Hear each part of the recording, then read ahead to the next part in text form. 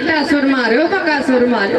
ब्रजवासी बोले बस कर लाला, कब मरी मराई पूतना को 10-20 लाठी तो हमने लगाई, जमुना किनारे ले जाके बाको दाह संस्कार तो हमने की और कहे कि पूतना मरी। सच सच बता, तेरी जब पतरी सी अंगुरिया में कौन सा दम है?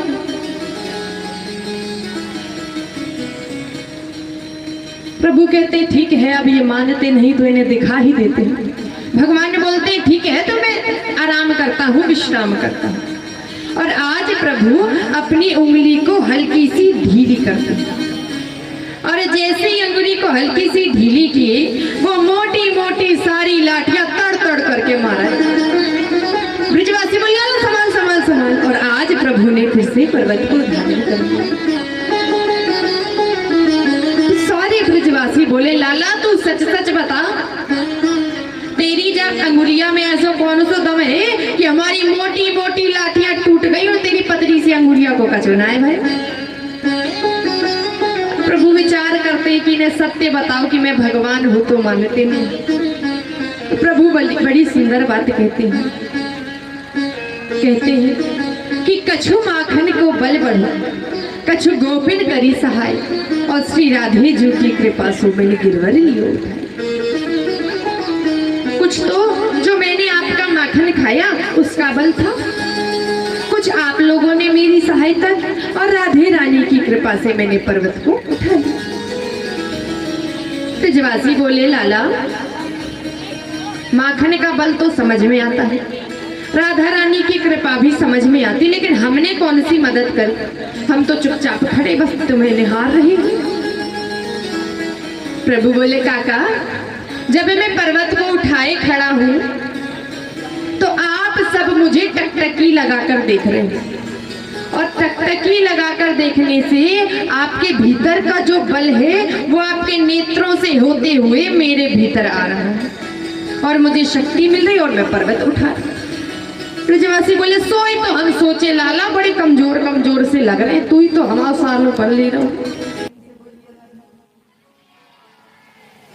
7 घनघोर वर्षा हो, आज 7 बरस की कन्हैया ने 7 कोस लंबे चौड़े गिरिराज जी को अपने बाएं हाथ की इतनी उंगली के नख पर 7 दिन और 7 रात्रि पर्यंत धारण किया।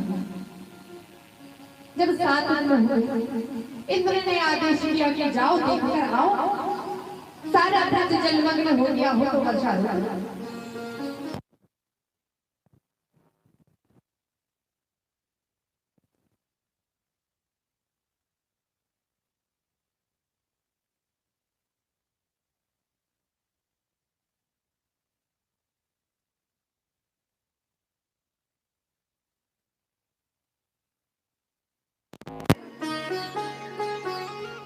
तो ऐसी कथा आती है कि जब भगवान ने गोवर्धन पर्वत को धारण किया तो शेषनाग जी ने आकर चारों ओर से पर्वत के घेरा बना लिया, तो बाहर का जल भीतर ना आ सका। पर्वत के एक ओर बैठकर सुदर्शन चक्र जल सुखाते हैं और एक ओर अगस्त्य मुनि बैठकर जल का पान करते हैं। अब राजा परीक्षित प्रश्न करते हैं बाबा ये अगस्त्य मुनि जल का पानी क्यों कर रहे हैं? सुखदेव जी कहते हैं राजन, रामावतार में जब भगवान श्री राम रावण को मारकर अयोध्या आए तो मैया जानकी के ब्राह्मणों में बड़ी श्रद्धा थी, खूब ब्राह्मण भोज कराती थी, अपने हाथों से बनाकर ब्राह्मणों को भोजन कराती थी। एक दिन की बात राम जी से बोल पड़ी, प्रभु मैं इतने ब्राह्मणों को भोजन कराती हूँ, अपने हाथों से बनाकर भोजन कराती हूँ, लेकिन मेरे मन को संतुष्टि नहीं मिलती। कोई ब्राह्मण ढंग से भोजन करते ही नहीं है, बस थोड़ा थोड़ा पाते हैं और उठ जाते हैं। राम जी बोले देवी ऐसा ना कहो, अभी तुमने असली ब्राह्मण का भोजन नहीं देखा। और सुनते हैं और यदि तुम्हारी इच्छा है तो मैं असली ब्राह्मण को बुलाता। जानकी जी हाथ जोड़ती, बुलाइए ना प्रभु। आज राम जी ने ध्यान लगाया और अगस्त्य मुनि के ध्यान में पहुंचे। क्योंकि उस समय तो मोबाइल फोन चलते नहीं थे कि फोन लगा देते अगस्त्य मुनि को कि अगस्त्य मुनि हमारे यहाँ डिनर पे आ जाना, ऐसा तो होता नहीं था। उस समय कनेक्शन चलता था इस मन का। आज अगस्त्य मुनि में ध्यान में पहुंचकर उन्हें आमंत्रित कर दिया और प्रभु की आज्ञा पाकर अगस्त्य मुनि अयोध्या पधारे। मैया जानकी भगवान श्री राम ने चरणों में प्रणाम किया, स्वागत सत्कार किया। अब मैया कहती हैं बाबा आए हो तो एक काम करो, भोजन करके जाना।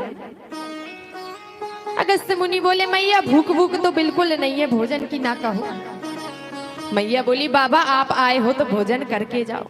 ब्राह्मण बिना भोजन किए घर से जाए शोभा नहीं देता, आप भोजन करके जाना।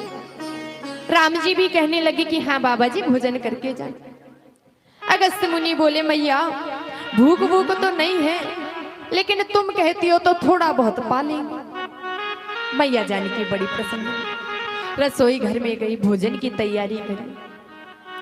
रसोई घर के बाहर आसन लगा दिया, सोने की थाली में चांदी की 50 कटोरियां रखी, 56 भोग रख दिए। अगस्त्य मुनि बैठ गए और कहती है बाबा जी भोग पाइए। अब अगस्त्य मुनि भोजन करना प्रारंभ करते हैं। भोजन करना प्रारंभ किया। सवेरे 9 बजे भोजन करने बैठे थे, शाम के 6 बज गए, बाबा का भोजन चल रहा है। मैया जानकी ने 3 बार तो आटा ही लगा लिया। जब थक गई तो गणेश जी की पत्नी रिद्धि सिद्धि को बुला ली। अब बाबा भोजन करते हैं, तीनों मिलकर भोजन बनाते हैं। 3 दिन हो गए, बाबा का अखंड भोज चल रहा है। अब तो रिद्धि सिद्धि भी हार गई तो उनके पति गणेश जी को बुला लिया। अब रिद्धि सिद्धि नवनिधि तीनों मिलकर पूरी बेलती, गणेश जी रसोईया बनकर पूरी निकालते, मैया जानकी परोसती और बाबा जी उड़ेलते, पाते नहीं उड़ेलते। भोजन चल रहा है। भोजन करते करते महाराज 15 दिन बीत गए। 15 दिन से बाबा लगातार भोजन कर रहे हैं। 16वां दिन आया। 16वें दिन सवेरे सवेरे मैया जानकी आई, बाबा को प्रणाम किया। बाबा प्रणाम। बाबा बोले देवी अभी बात ना करो, हम भोजन कर रहे हैं, भोजन करते समय बातें नहीं की जाती। मैया बोली बाबा बातें करने नहीं आई, मैं तो इतना कह रही थी कि जब आधा भोजन हो जाए तो जल पीना चाहिए। बाबा बोले मैया चिंता ना करो, जब आधा हो जाएगा तो जल भी पी लेंगे। प्रेम से बोलिए राधे राधे। मैया कहती है जय हो माता। 16 दिन हो गए और कहते हैं अभी आधा भी ना है भयो। 17वें दिन शाम को भगवान श्री राम आए। मैया जानकी को चिंतित देखा, गणेश जी को चिंतित देखा, रिद्धि सिद्धि नवनिधि सब हार चुकी थी। तब अगस्त्य मुनि को इशारा किया, और चूंकि परमात्मा के इशारे पर ही तो सारा संसार चलता है, आज प्रभु की आज्ञा पाकर 18वें दिन शाम को अगस्त्य मुनि ने डकार ली और कहते मैया आधा भोजन हो गया, अब जल लाओ। मैया जानकी हाथ जोड़कर खड़ी, बाबा जी क्षमा करो, जल की व्यवस्था हमारे पास नहीं। लोटा 2 लोटा से काम चले तो व्यवस्था कर दे, घड़े 2 घड़े से काम चले तो व्यवस्था कर दे, भैया टैंकर 2 टैंकर हो तो व्यवस्था कर रहे, लेकिन इतना जल तो हमारे पास नहीं है, क्षमा कर। बाबा बोले मैया भोजन कराया है तो जल तो पिलाना पड़ेगा, अब क्या करें। राम जी कहते हैं बाबा आप तो ऋषि हो, आपने इस युग में भोजन किया है तो अगले युग में जल का पान करो। द्वापर में जब मैं कृष्ण अवतार लूंगा, गोवर्धन पर्वत को उठाऊंगा, तो इंद्र महाराज जितनी भी जल की वृष्टि करेंगे, आप आना और उस जल का पान करके अपनी प्यास को बुझा लेना। और आज जब भगवान ने पर्वत को उठाया तो इशारा कर दिया बाबा जहां कहीं भी हो आ जाओ। अगस्त्य मुनि आ गए और जल का पान कर लिया। जब इंद्र को पता चला ये तो साक्षात परम पिता परमेश्वर है, स्वर्ग से आया धरती पर, और जहां से वृंदावन की सीमा प्रारंभ होती है नंगे पांव दौड़ पड़ा।